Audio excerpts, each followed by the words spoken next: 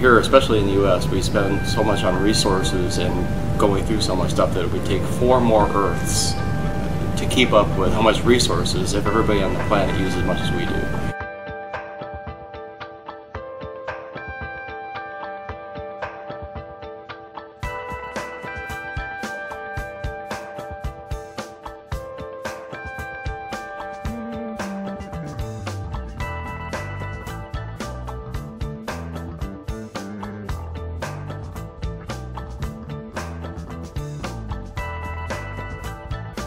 Go back to the original Earth Day, and consider the state of the environment of this country at that point in time in 1970, it was really awful.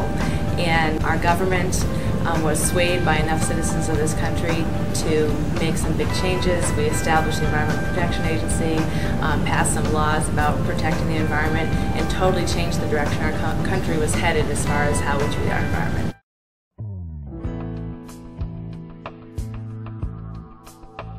Earth Day to me means thinking environmentally friendly policies. So what can we do individually and holistically to try to make the environment a better and safer place? To pull in naysayers or people that aren't fully appreciative of the environment. A rebirth to the earth. Earth Day is just a yearly reminder for us to be conscious of our decisions that affect the earth. To honor the earth and a chance to give back. Now having 2 small children, 2 young daughters, it means a lot to me because it means the future of the planet and obviously their future too. So. Doing whatever you can to protect the earth and save the earth for future generations. It's a reminder to reflect. I think we get too caught up in our day-to-day activities that we don't realize the impact that we have on the environment. The limited resources versus the amount of space, it's going to end sometime. And if we don't take care of it today, or start today, we won't have it tomorrow.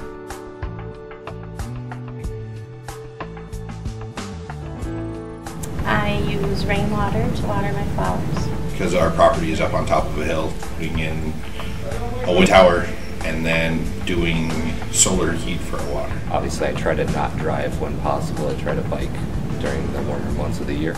I try to be conscious of turning off lights because I'm terrible at that. Shorter showers. We'll carpool, save more gas and more stuff getting in there. Being the age that I am, predating computers, everything was paper driven.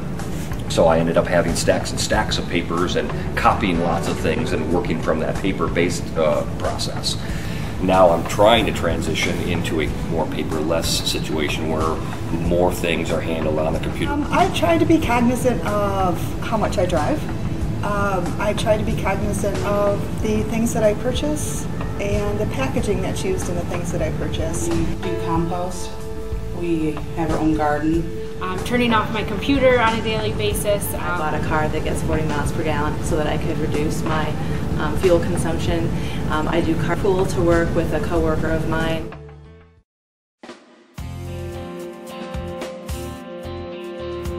We take the Walmart bags back to the store to recycle those. We use reusable water bottles at our house, so we don't have to purchase the plastic water bottles. I use a reusable cup every day instead of using plastic water bottles. All of our flashlights are rechargeable, so they don't require batteries. We use a lot of Tupperware containers. I mean, anything that we can reuse in that respect with regards to lunches or dinners.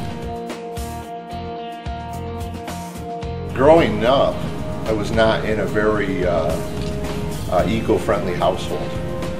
We were never taught about conservation and things like that. But going into my adulthood and now having 2 small children and 2 young daughters, it means a lot to me because it means the future of the planet. When I was raising my kids, we used to plant trees. Taught them about recycling. Our son focuses on a daily basis. If I'm throwing something in the wrong container, he'll stop me immediately and correct me. I enjoy hunting and fishing, so I enjoy the outdoors, and it's constantly in my mind what we need to do to preserve the environment so that we can continue to enjoy all of those activities as well as the wildlife.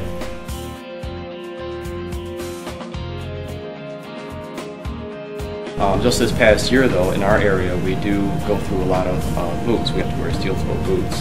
And just in this past year, we started recycling those, and it's had a big impact. We're trying to set up a recycle program with bins and so forth for everything within our plant. Pallets get broken, pallets can be reused, but instead of scrapping them, we've developed a pallet rebuild program. So instead of sending out truckloads and truckloads and truckloads of pallets to be rebuilt at a local factory, we do it ourselves. So we save ourselves several $1 million a year by doing this, but also keep a lot of the scrap out of the landfills. What's great about Perrigo is that anything they come across that they realize isn't so great for our environment, they work on trying to improve it. We continue to increase each year how much we recycle here. So we went from recycling most of our corrugate to, in addition to recycling corrugate, we're recycling carton scrap and plastic scrap, and every couple of years we add additional waste streams to what we're recycling here. So I'm really proud of the company's growing efforts in that area. Eliminating print altogether, if it can be done electronically, we try to make sure it's done electronically. Having worked at some other companies, I have to say that Perrigo has a really strong focus on what we call corporate social responsibility. I've unofficially been named Director of Fun and Recycling in my department because of the attitude and approach that I take. So I really try to encourage our folks to recycle, and that includes all of our paper, plastics, but we also have battery recycling. Excellent corporate citizen. They have taken the lead in this area for recycling in all regards, both pre-consumer waste and post-consumer waste. And that's very important to Perrigo that we recycle. We did not inherit this earth from our fathers or our parents. We are merely borrowing them from our children.